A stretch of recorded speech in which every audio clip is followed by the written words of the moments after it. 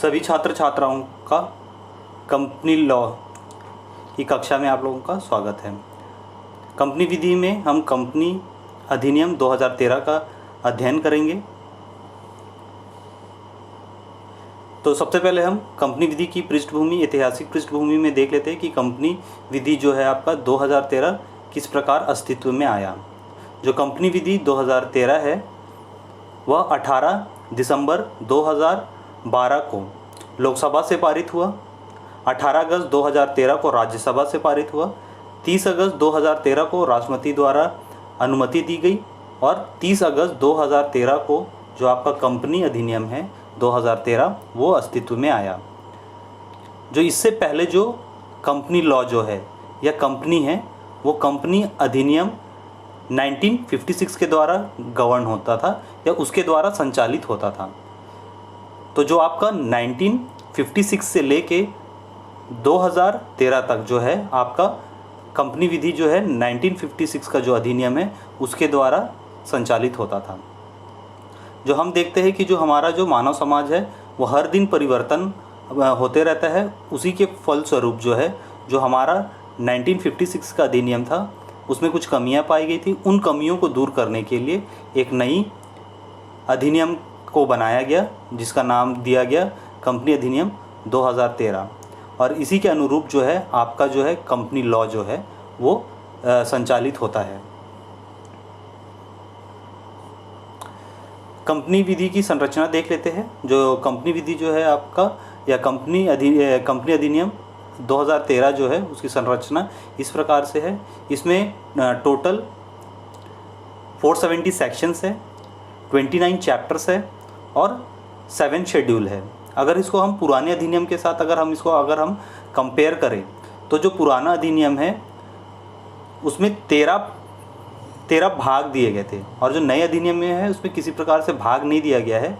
अगर धाराएं की बात कर ले तो उसमें टोटल 658 सेक्शंस थे और जो हमारा नया अधिनियम में है उसमें थोड़े से कम है, 470 सेक्शंस हैं।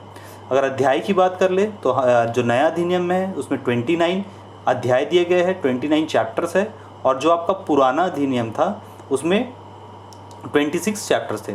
सूचियाँ जो है आपकी पुरानी अधिनियम में ज़्यादा थी, 15 सूचियाँ थी और जो आपकी नई जो अधिनियम है उसमें सूचियाँ केवल 7 है। इसके बाद हम देखेंगे कि जो आपका कंपनी अधिनियम है उसके किस उद्देश्य के साथ बनाया गया है या किस उद्देश्य के साथ उसका गठन किया गया है। तो जो सबसे पहला है फॉर्मेशन ऑफ कंपनी, जो कंपनी को बनाने की जो प्रक्रिया है उसके बारे में इस अधिनियम के बारे में बताया गया है कि जो कंपनियां होगा उनका गठन किस प्रकार से होगा। दूसरा में है management and administration of company. तो जो आपका दूसरे पॉइंट में ये बोला गया है कि किस प्रकार से आपका जो है कंपनी उसको चलाया जाएगा और उसको कैसे मैनेज किया जाएगा, इस विषय में प्रावधान दिए गए हैं। तीसरा में है appointment and qualification of directors.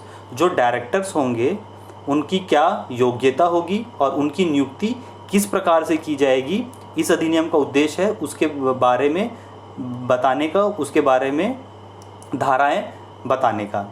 जो चौथा है आपका मीटिंग ऑफ द बोर्ड। जो भी आपकी मीटिंग होगी, जो आपकी बोर्ड होगी उसकी गठन कैसे होगी और उनकी मीटिंग किस प्रकार से होगी, कब होगी, उसके बारे में इसमें प्रावधान दिए गए हैं।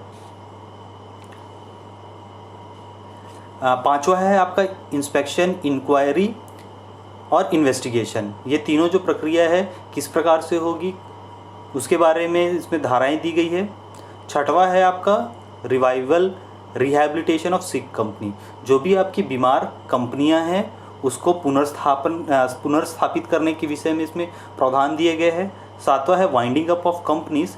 इसके अनुरूप जो है आपकी कंपनियों को किस प्रकार से विघटित किया जाएगा, किस प्रकार से उसको ख़त्म किया जाएगा, उसके विषय में है। आठवां पॉइंट है national company law tribunal and appellate tribunal. इसमें जो भी अगर आप जो कंपनीज के बीच में समस्या है उसका जो है निवारण के लिए ट्रिब्यूनल की स्थापना की जाएगी और उसकी जो होगी अपील कहाँ जाएगी उसके विषय में प्रावधान दिया गया है। 9वां पॉइंट है आपका स्पेशल कोर्ट, जिसके अनुरूप आपको जो भी प्रॉब्लम है, जो भी परेशानी है वो स्पेशल कोर्ट्स के द्वारा निपटारा जाएगा। और 10वां है इसमें पनिशमेंट के बारे में प्रावधान दिया गया है और इसके अनुसार जो भी कंपनीज होगी और जो भी व्यक्ति होगा उसको दंड दिया जाएगा। ये जो है आपके इसके ऑब्जेक्ट्स है, इनकी पूर्ति के लिए जो है आपकी कंपनी अधिनियम को बनाया गया है। जो आपका ये जो भाग हमने देखा है ये जनरल कंपनीज का पार्ट है, जिसमें आपने उसके देखा है कि कंपनी लॉ की जो क्या मेन उसकी उद्देश्य है, किस कारण से उसका गठन किया गया था। तो आज की कक्षा